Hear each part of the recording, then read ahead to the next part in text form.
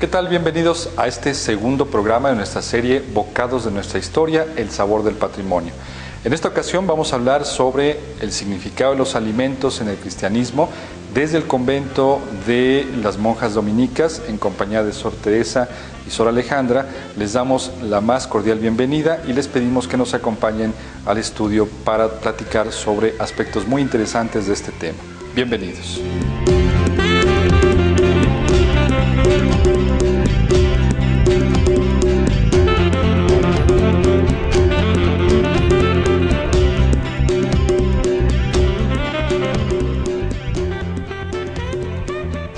¿Qué tal, amigos? Pues bienvenidos a nuestra quinta temporada de Bocados de nuestra historia, el sabor del patrimonio. Y bueno, en esta ocasión, como bien ya les dijeron en la presentación con el profesor París Aguilar, vamos a hablar sobre la religión y los alimentos dentro de la cosmovisión y dentro del significado de la religión paleocristiana. Y bueno, para esto tenemos a dos súper invitados con nosotros. Vamos a presentar primero al doctor Ángel Méndez Montoya.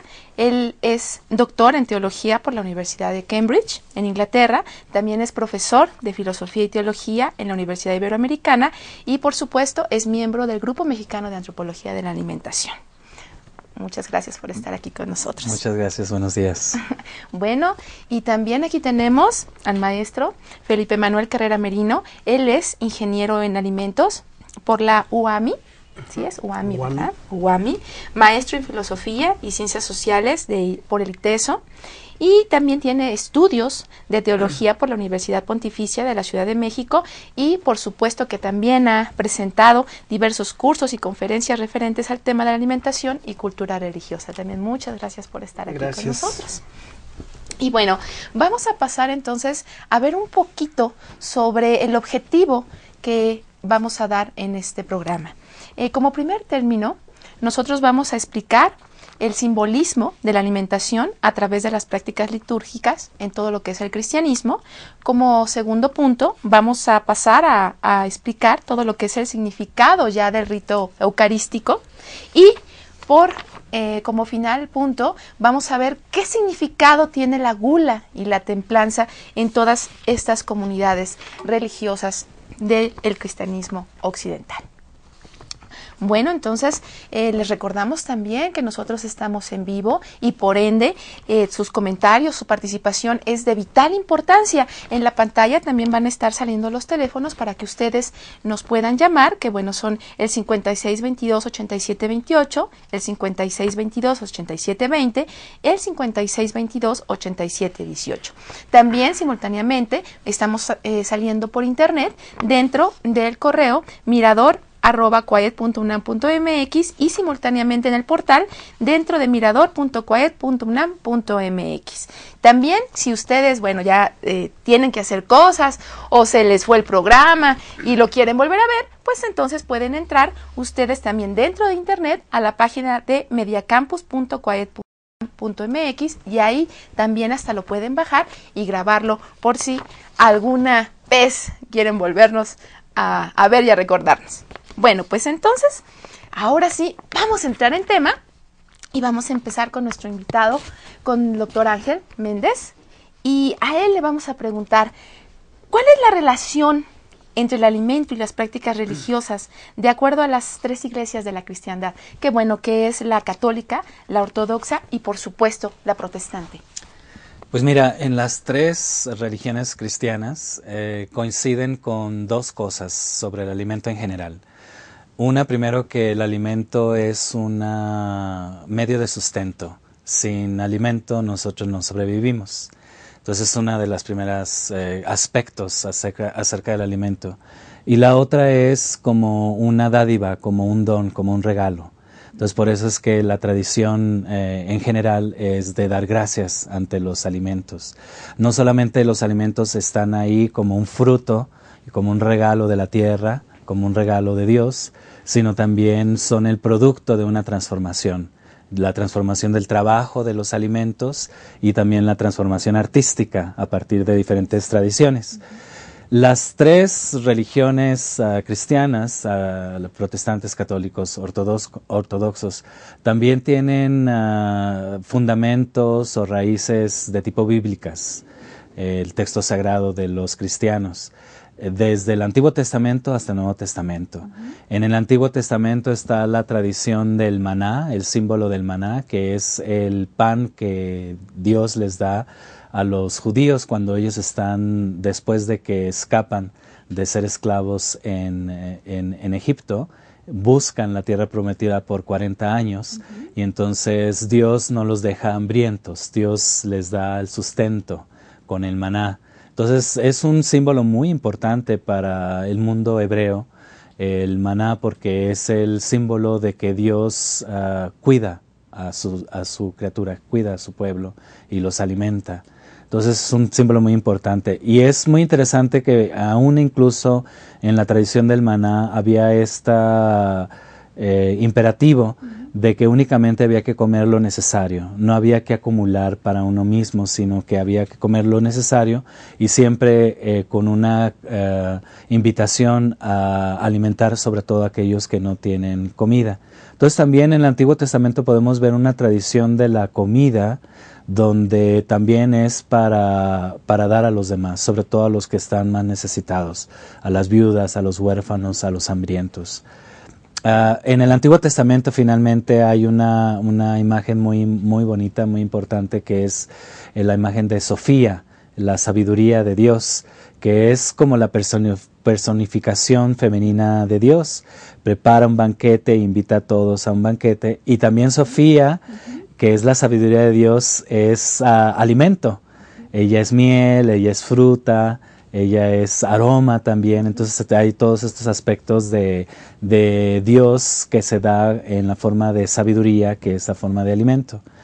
Ya para el Nuevo Testamento la tradición del alimento de alguna forma se radicaliza o se intensifica, sobre todo con Jesucristo, que es el que se presenta como el nuevo maná, el maná caído del cielo, el pan de vida eterna, y él mismo se presenta como el pan. Entonces vemos la tradición desde el Antiguo Testamento de un Dios que alimenta a su pueblo al Dios que se convierte en alimento para su pueblo. Entonces eso es algo muy importante. Y también para ver algo acerca de las tradiciones del mismo Jesús, vemos que él siempre, sus parábolas refieren muchísimo a imágenes del alimento, también muchos de los milagros que hace tienen relación con los alimentos, y es una persona que se la pasaba siempre en fiestas, en banquetes, y de hecho era criticado muy gravemente por andar en comilongas, y sobre todo una persona que abría las estructuras de inclusión y exclusión a partir de una mesa compartida. Él invita a la comida a aquellos que son excluidos. Entonces también ahí vemos un aspecto o un mensaje acerca de la comida dentro del cristianismo, que es un símbolo de hospitalidad, de darse. Dios se da como Eucaristía, en este caso, y también es para compartirse. Muy bien. Felipe, ¿quisieras, por favor, decirnos cuáles son algunas de estas prácticas alimentarias que son relevantes o importantes dentro del catolicismo? Bueno, partimos primero de que es un pan que se comparte, o sea, es alimento que se comparte. Entonces, la comensalidad, el estar reunidos en comunidad, en donde nadie se queda sin alimento, es una base importantísima, ¿no? Y esto fundamenta pues primera, la principal práctica, que es la Eucaristía, pero además ya en la práctica común católica también se da esta idea del sacrificio, o sea, ofrecer parte de nuestro trabajo para compartirlo con los demás. Y una práctica muy católica, sobre todo en México, que tenemos, pues ese dar gracias a través de un banquete.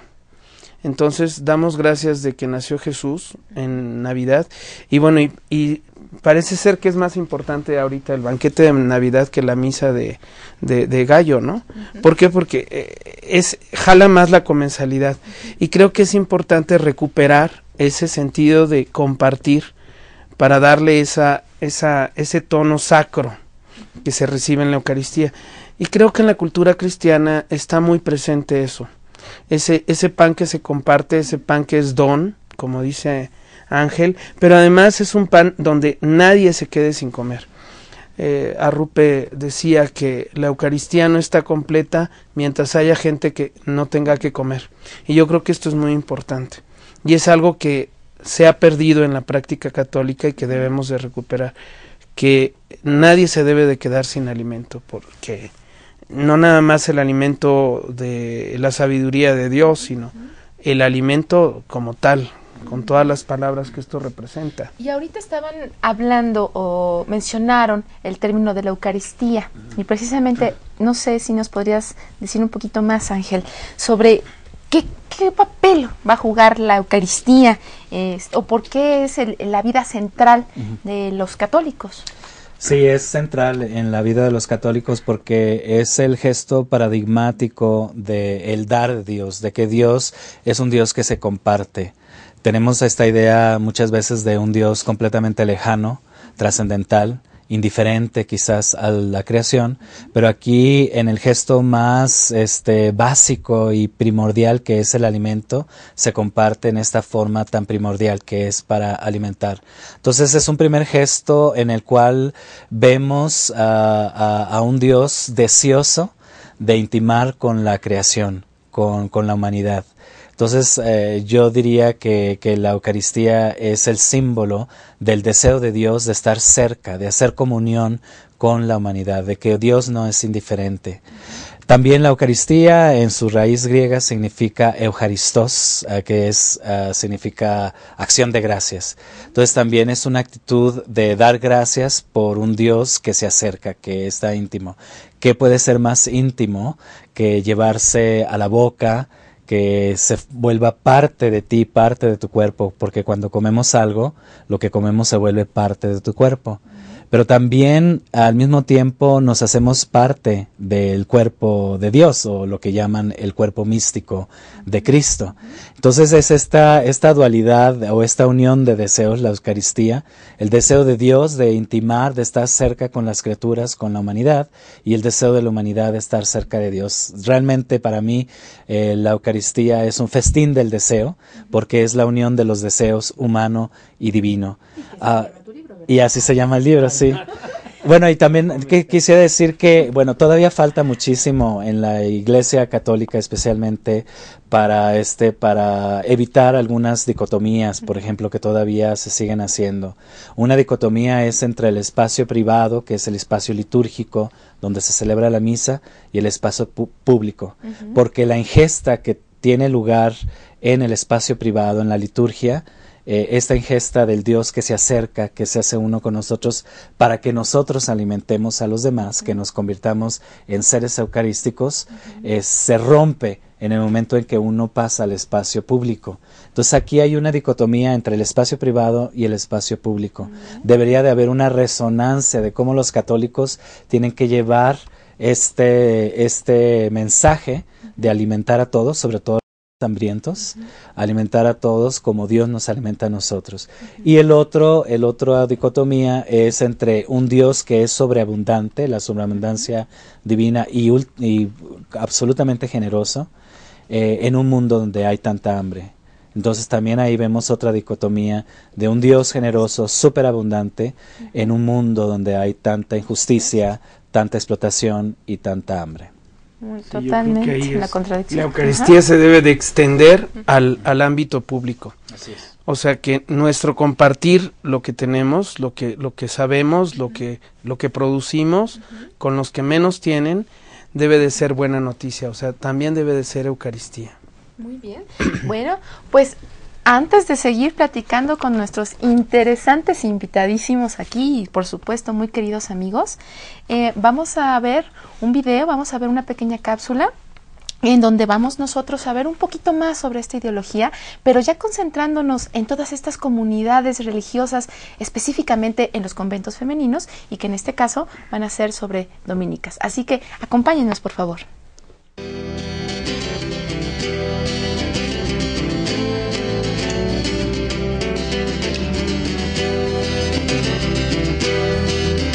La necesidad hace que tomemos esa decisión. Nuestro convento se fundó en 1458 y las monjas que entraban era de posición, hijos de españoles. Entonces el plan era que entraban con dote. Entonces no había necesidad de trabajar para vivir. En 1858, con el cambio del régimen, al entrar Benito Juárez, la situación cambió y entonces la necesidad de subsistir hizo que tomemos decisiones de trabajar para poder comer. Esa fue el cambio que hubo. Y y ahora últimamente, desde 1900, ya no se pide el dote. Si puedes lo traes, si no, no. Aquí vivimos de nuestro trabajo. Esto son los productos, aparte de la costura, tejido, bordado, pintura. Estamos en la plaza de Gómez Farías, número 8. Al lado está el Instituto Mora. Esa placita es la placita de San Juan. Enfrente está la iglesia de San Juan. Estamos en la colonia Mixcoac. Este es un rincón antiguo, ¿verdad? De la época colonial. Esta casa fue de don Valentín Gómez Farías, presidente de la República. Fue su casa de campo. Y aquí vivió don Irineo Paz, abuelo de don Octavio Paz. Eran los grandes compadres. Construyeron esas dos casas. Y pues de eso ha pasado a otras personas de propiedad hasta llegar con nosotros, que una persona muy allegada a las monjitas compró la casa y nos la regaló. Entonces cuando las monjitas vinieron aquí, porque antiguamente iban de casa en casa alquiladas y pasaron muchos problemas, entonces ella a principios del otro siglo compró esta casa y se la regaló a la comunidad. Eso hace como unos 60 años y pico. Desde eso estamos aquí. Bueno, completando con la madre, nuestro convento se llama Santa Catalina de Siena y estamos disponibles para todos los que quieran adquirir nuestros productos de 9 de la mañana hasta las 6, 7 de la tarde. Sí, pueden tocar aquí o asimismo también pueden hablar por teléfono. Por ejemplo, hay productos que son solamente por pedido, como los chiles en nogada, ¿sí? Y por ejemplo, cuando es en diciembre, los buñuelos también son sobre pedido. También la rosca de Reyes o el pan de muerto, ese sí lo pueden venir a buscar aquí. Nosotros vivimos de esta forma. Cada 3 años elegimos la priora. Y la priora da los cargos. Cada representante de un equipo, porque son por equipos, trabajamos, ¿verdad? Y entonces eso es lo que hacemos. Por 3 años estamos en la puerta haciendo pan, en la costura, pintando, lavando la ropa, la limpieza. Y a los 3 años, al entrar una nueva priora, se cambian los trabajos, se va cambiando y entonces todas pasamos por todo. En nuestras comunidades es una riqueza porque todas aprendemos de todo. Sí, hasta la más chica y hasta la monjita ya mayor, se va pasando, por eso decía yo, de generación en generación, porque todas aprendemos a hacer que el rompope, que la costura, que las galletitas, y se van pasando todo lo que lleva en sí de secreto y todo eso, sí, para que todo salga rico y las personas digan, la comida de las monjitas es lo más sabroso que hay. Por eso, sí.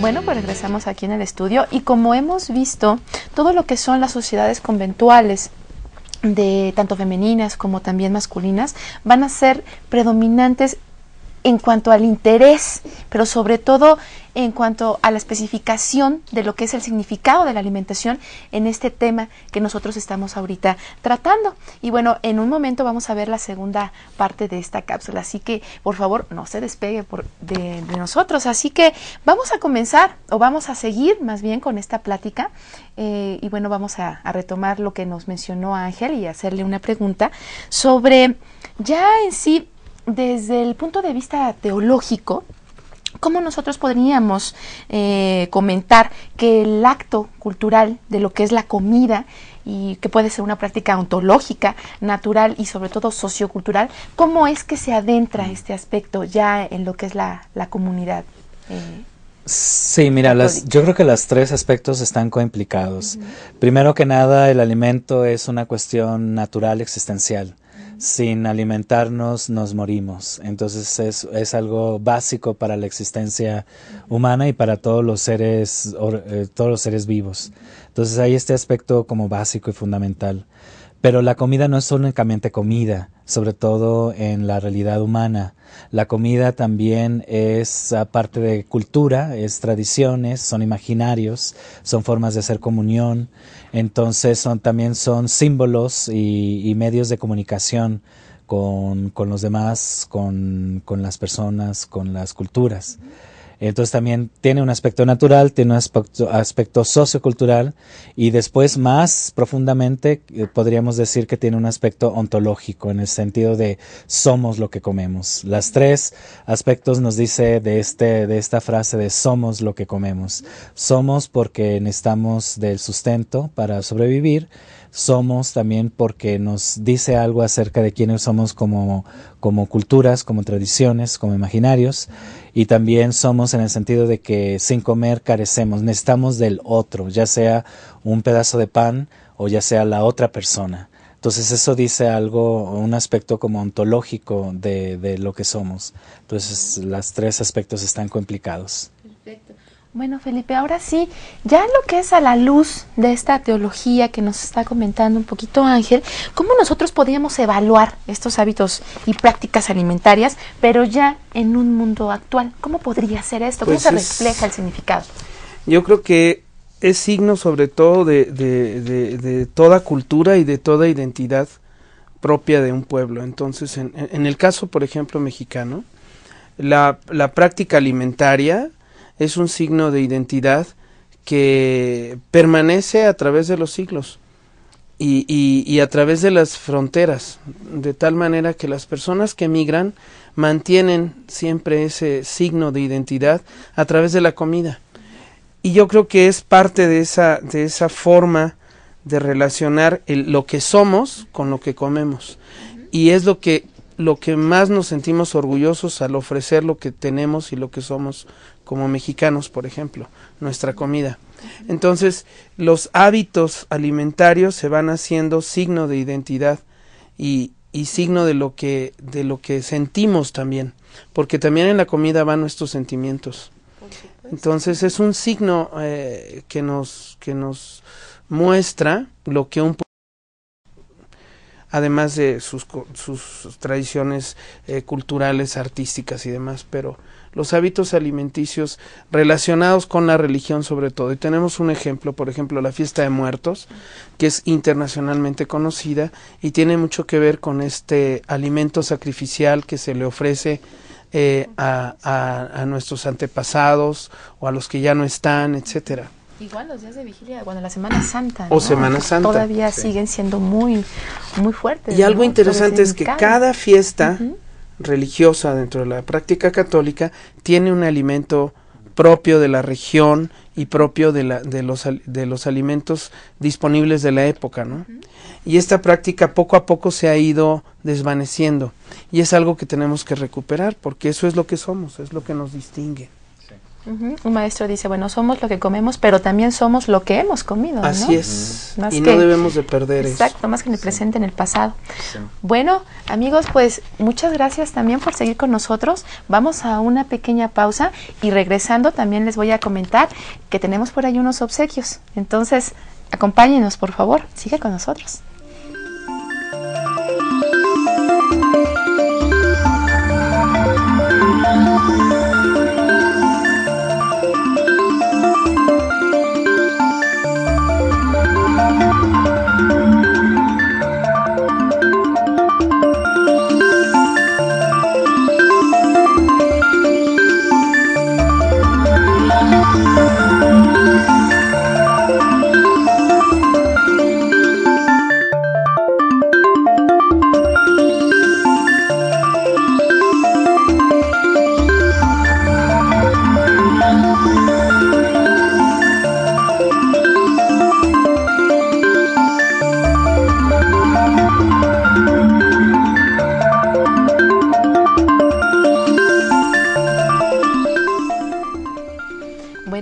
Gracias por permanecer con nosotros y les volvemos a recordar que dentro de sus pantallas en un momento van a estar apareciendo los teléfonos para que puedan a darnos sus comentarios y también sus preguntas o también sus quejas o sugerencias, ¿por qué no? Entonces les vamos a recordar los teléfonos, acuérdense, ese 56 22 87 28, 56 22 87 20, 56 22 87 18. También si tienen preguntas, comentarios, sugerencias, nos pueden mandarlas a mirador@coaed.unam.mx y también les recordamos que simultáneamente estamos en internet dentro del portal de mirador.coaed.unam.mx y también, bueno, dentro de sus pantallas van a estar saliendo los rótulos de información para que ustedes, por si no lo han escrito, bueno, lo vuelvan a recordar. Vamos a seguir nosotros con nuestros invitados, vamos a seguir con todo lo que es el simbolismo, la ritualidad, los significados de los alimentos dentro de lo que es el catolicismo y vamos a retomar otra vez a que nos pueda decir un poquito sobre si el catolicismo que llega ya en el siglo XVI a lo que es el continente americano, ¿qué cosas o qué particularidades tenía en específico? ¿Cómo se presentan estas particularidades dentro de lo que es el significado dentro de los alimentos? Pues mira, el catolicismo que viene aquí de Europa tiene aspectos negativos y positivos, o lo que han llamado luces y sombras. En el aspecto más negativo es la occidentalización del cristianismo, este impulso de Occidente de ir a colonizar otros países, otros lugares, lo que Enrique Dussel llamaría el encubrimiento del otro, más que el descubrimiento de las Américas, más bien fue un encubrimiento porque fue una imposición de los modelos occidentales a los otros, ¿no? En el caso de nuestras tierras latinoamericanas. Entonces sí había como este impulso colonizante, destructivo, de imposición. Y en el caso de los alimentos, pues venían con técnicas y con productos y con actitudes y simbolismos que impusieron sobre estas tierras, sobre estos símbolos. Entonces trataron de destruir al máximo todos los símbolos alimenticios que había en estas tierras. Pero por otra parte también había otra fuerza dentro del catolicismo del siglo XVI, que es el de dialogar con la cultura. Y vemos, por ejemplo, el esfuerzo de muchos misioneros jesuitas y dominicos que empezaron a hablar el lenguaje de las tierras, el idioma de las tierras. Y entonces tradujeron algunos textos sagrados del náhuatl o de las lenguas de las tierras al español, y también empezaron a adaptar algunas de las técnicas y aprender algunas de las técnicas de alimentos que había en estas tierras prehispánicas, porque había una gran tradición alimentaria o culinaria en estas tierras prehispánicas. Entonces se dio una mezcla muy interesante, lo que han llamado híbridos alimentarios, entre técnicas, alimentos y productos de el mundo prehispánico con el mundo europeo. Ahora recordemos que en el caso de México tan particular, España estuvo ocupado antes de venir a estas tierras por el mundo del Islam. Entonces las técnicas y las prácticas y los símbolos culinarios para el Islam eran muy importantes, sobre todo la búsqueda de especias. Entonces aquí encontraron una tierra maravillosa, un paraíso de especias donde pudieron mezclarse y darse estos híbridos alimentarios. Por ejemplo, en el caso del mole poblano, que fue una invención mucho posterior, pero que es el producto de combinar técnicas y productos y elementos prehispánicos con técnicas y productos y elementos de Europa y de África y de Asia que estaban trayendo los españoles. Entonces es muy interesante esta cuestión de los híbridos que surgieron a partir de este encuentro entre dos mundos, este choque entre los dos mundos. ¿Y qué podemos decir también de los dulces, no? Que muchos de los nombres de los dulces son totalmente árabes, ¿no? Como el turrón, el muégano, el alfajor. ¿No? Entonces, y que tanto nos apropiaron de técnicas como de mismos productos, pero también los nombres, ¿no? Que eso es de vital importancia. Sí, ¿no? así es. Bueno, y retomando un poquito todo este choque sincrético de culturas, de ideologías, específicamente, bueno, del catolicismo, ya con la cosmovisión, digamos, mesoamericana.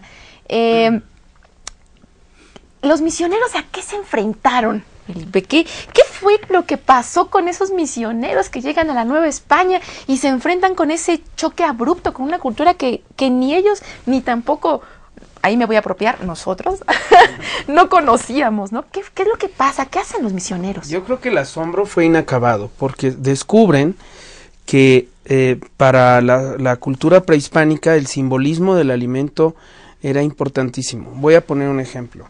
Al preparar los tamales, pues la olla de cocción al vapor era el vientre, ¿no? El simbolismo de la tierra madre que nos da los alimentos. Todo proceso de cocción tenía un significado profundamente religioso, cósmico.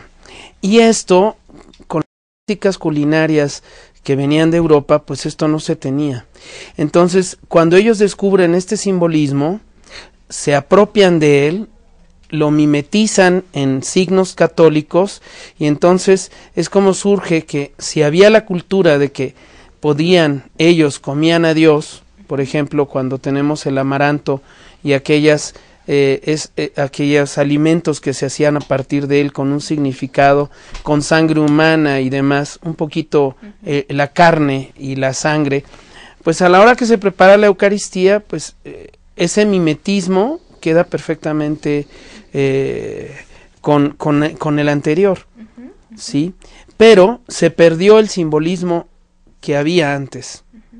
Entonces yo creo que es interesante redescubrir este encubrimiento para darle el simbolismo que tiene y el significado para poder evitar en un momento dado las prácticas de desórdenes alimentarios que nuestra sociedad tiene al desperdiciar o al no cuidar la tierra, cosa que para ellos era muy importante y los misioneros lo entendieron muy bien. Entonces ellos vieron una tierra pródiga para poder evangelizar, y se evangelizó también a través de la alimentación. Por supuesto. Entonces fue un proceso, digamos, se la pusimos fácil los prehispánicos, bueno, se la pusieron los prehispánicos fácil a los misioneros, porque ya había una práctica ritual y sagrada en lo que es el alimentarse, cosa que en Europa pues era el hombre domina la naturaleza para alimentarse, y aquí el alimento es don que te regala la tierra. Por supuesto. Los dioses nos alimentan a nosotros y eventualmente nosotros vamos a ser alimento para los dioses. Entonces es concepto de reciclaje o casi como una especie de banquete cósmico, digamos. Entonces fue muy fácil en cierta forma el sincretismo con símbolos eucarísticos cuando vinieron los misioneros. Por ejemplo, se podría, no sé, decir que en una forma positiva dentro de esta religión, se podría decir que se podrían solucionar algunos problemas alimentarios en un mundo actual. A ver, Ángel, no sé, ¿cómo debería, yo creo, tanto, por ejemplo, para los católicos, la Eucaristía se convierte en un reto, en un desafío realmente, y yo creo que todavía nos falta mucho por hacer en el mundo católico. Por ejemplo, en la cuestión económica, de preguntarnos a partir de una teología de un Dios que es sobreabundante y generoso, ¿qué se da? ¿Qué pasa en un mundo donde hay tanta hambre? ¿Por qué es que el problema realmente es más que la crisis alimentaria, que cada vez está incrementándose, es más bien el que no hay una buena distribución? ¿Por qué es que en algunos países hay sobreabundancia de comida, incluso se tiran toneladas de comida, cuando en otros lugares del mundo la gente se está muriendo de hambre o está malnutrida? Entonces ahí es un reto en cuanto a preguntarnos la cuestión económica de la comida, quién tiene comida y quién no tiene comida. Otro aspecto también es el social. ¿Por qué es que los que más sufren de hambre y malnutrición son las personas más vulnerables en la sociedad? Los niños y sobre todo las mujeres. Estadísticamente las mujeres en el mundo actual son las que más sufren de hambre y es lo que han llamado la feminización del hambre. Entonces algo tiene que ver con nuestra propia sociedad. ¿Qué estamos haciendo al respecto?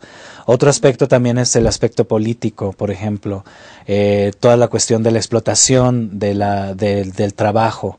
En Estados Unidos, por ejemplo, que hay tantos migrantes latinos y latinas que van a Estados Unidos, se convierte como en el nuevo esclavitud del mundo contemporáneo, donde son completamente esclavizados, donde no les dan ningunos beneficios y la gente vive a partir de la explotación de los trabajadores. Entonces también ahí es una cuestión de tipo política y la Eucaristía nos debe llevar a exigir la soberanía del alimento, que el alimento tiene que ser para todas las personas.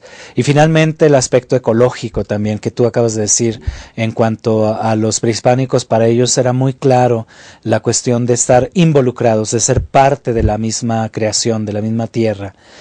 Pero nosotros lo hemos perdido porque hemos dominado a la tierra, destruido la tierra. Por ejemplo, si tú comes carne, todo el proceso de cómo se trata, por ejemplo, los animales, muchas veces se les inyecta antibióticos, muchas veces se les da hormonas para que crezcan. Todo eso al final no lo comemos nosotros y nos daña. El trato de los animales, por ejemplo, ¿no? Cuando van al matadero, etcétera. Y luego uno dice, bueno, la opción entonces es ser vegetariano.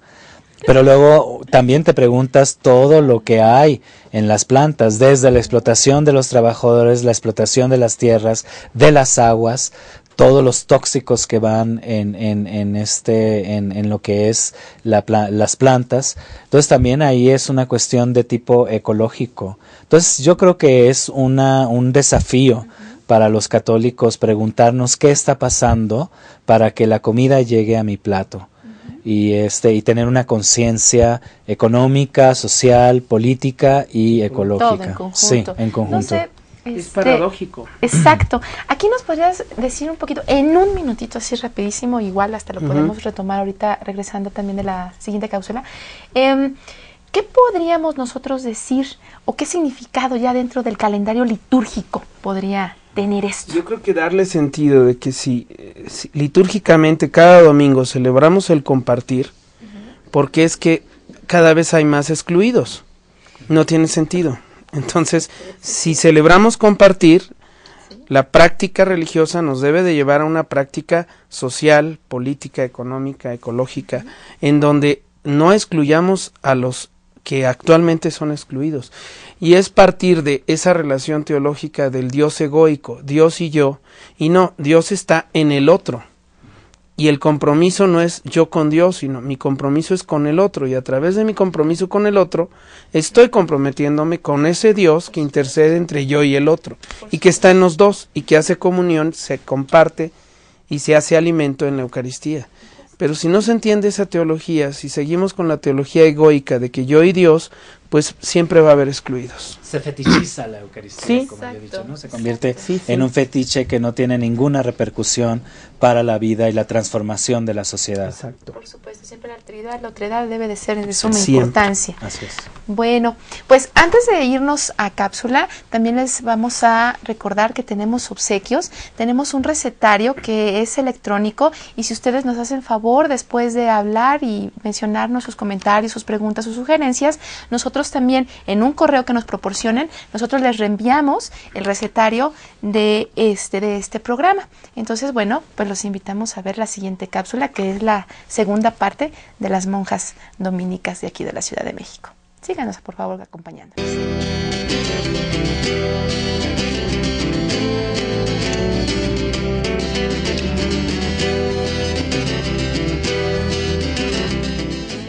Por ejemplo, los chiles en nogada, que ahorita son de los tradicional del mes de septiembre por las fiestas patrias.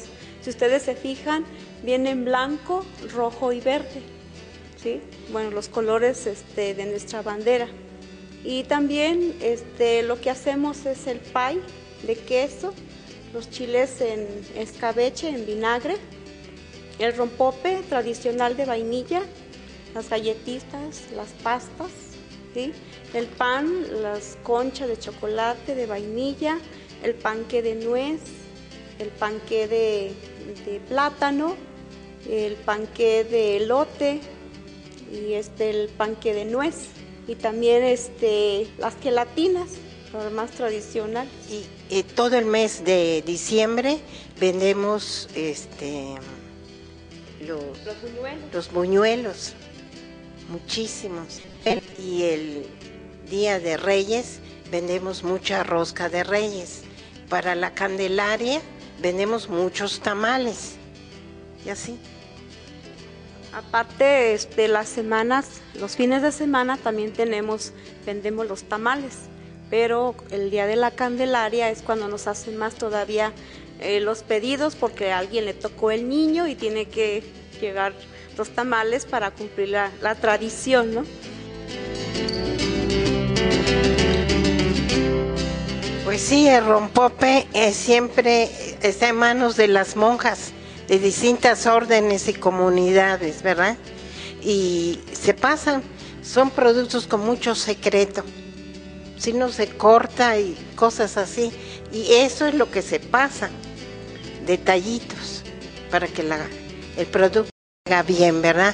Nosotros tenemos varios conventos de dominicas, somos 17 conventos en el país, incluso tenemos uno en Cuba y otro en Nicaragua, ¿verdad? Y todos los productos nos los pasamos, más o menos eso van haciendo en sus lugares. Una cosa muy importante es la tradición, que va de generación en generación. Todos estos productos que ustedes ven se elaboran con mucho cariño, mucha dedicación, ¿verdad? Y se tiene un especial cuidado de que todo salga bien, limpio, ¿verdad? Que sea nutritivo también.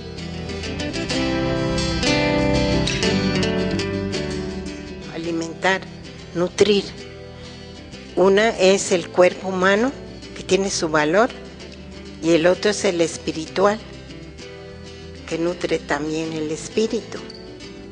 Son dos necesidades. Precisamente porque nosotros estamos alimentadas con la Eucaristía, es lo que por eso nos da el valor y la fuerza y la alegría, todo eso que nos motiva para hacer todo esto también, preparar todo esto de alguna manera diferente, ¿no? Y rico. Limpio, aseado, ¿verdad? Desde luego eso entra entre la vida monacal, de vida religiosa, la limpieza, la higiene.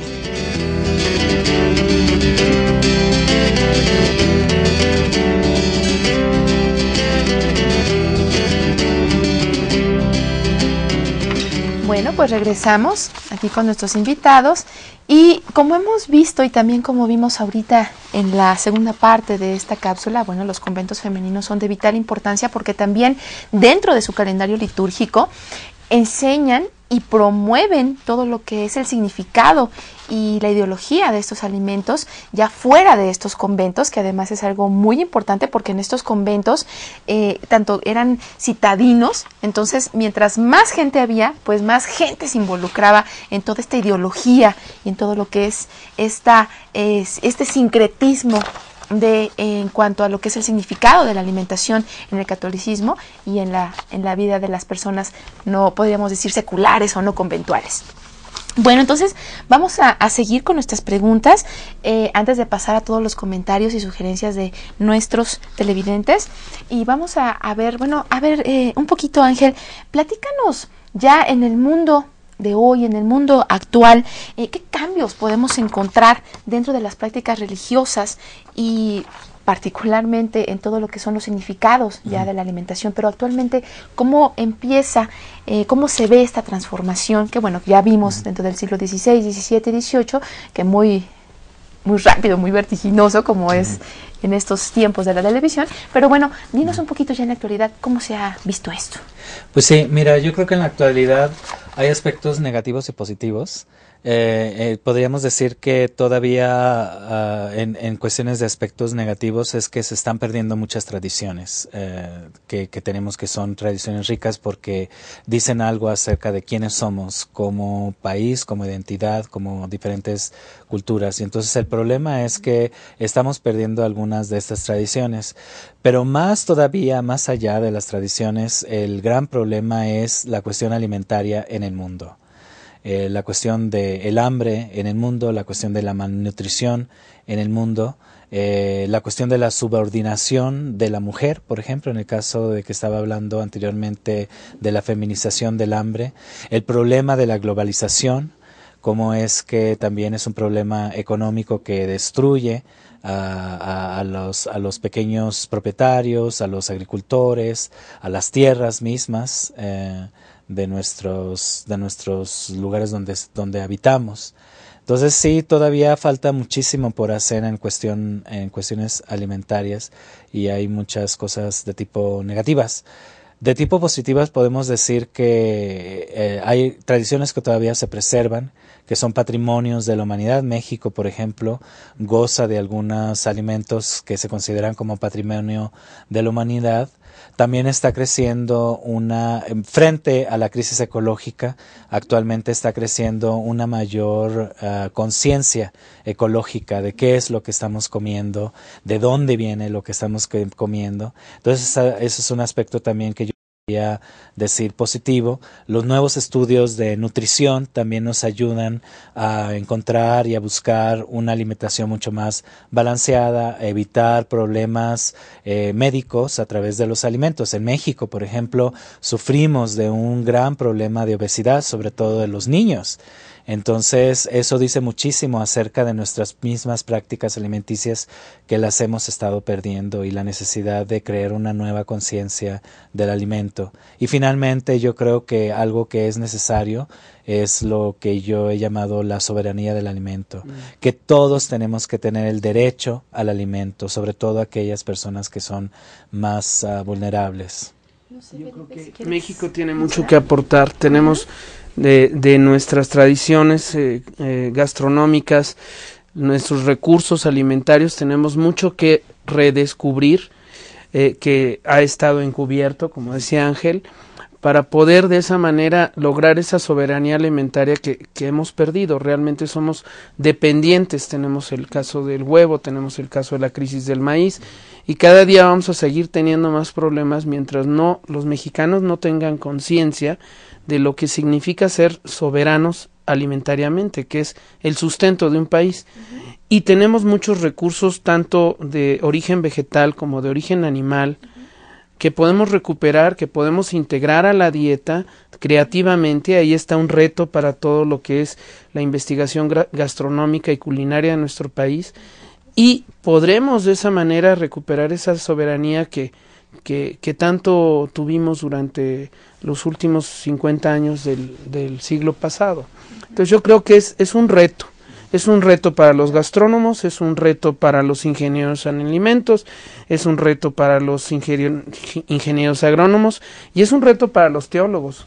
¿Cómo inspirar esta soberanía alimentaria donde todos tienen derecho a tener una alimentación digna y suficiente? Por supuesto. Bueno, pues entonces, ¿a qué creen que vamos? A las sugerencias y a las preguntas de nuestros televidentes, que es muy importante. Entonces, bueno, María Elena Torres de Ponce felicita a los conductores, o sea, a mí. Muchas gracias, perdón, a ustedes también, por supuesto, que invitados muy atinados. Entonces, muchas gracias. También otro saludo, otra felicitación de la señora Nora Méndez, muchas gracias. Alejandra Martínez también nos hace una felicitación también, y aquí nos hablan si pueden hablar un poquito más de la comida que llega de España y obvio su mezcla con la comida criolla, que bueno, eso también ya lo tomamos lo hablamos un poco. Bueno, aquí hay una pregunta muy interesante que quisiera que sí que me lo respondieran entre los dos.